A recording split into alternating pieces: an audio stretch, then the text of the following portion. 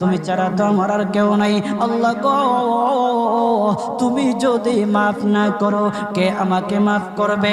তুমি যদি মাফ না করো কে আমাকে মাফ করবে? তুমি যদি আমাকে মাফ করো তাহলে তোমার কোনো দিকে কমবে না, তুমি যদি আমাকে মাফ না করো তোমার কোনো দিকে বাড়বে না। আল্লাহ গো, তুমি আমাকে মাফ করে দাও। সারাটা জীবন অন্যায় কাজ করেছি, সারাটা জীবন নাফরমানি করেছি, আমার কাছে কালেমার দাওয়াত কম আসে নাই, আমার কাছে কালেমার দাওয়াত কম আসে নাই, আমাকে লোকেরা কম বোঝায় নাই। ওগো আল্লাহ, তুমি আমাকে মাফ করে দাও। মাফ না করলে কোথায় যাব, কার কাছে যাব?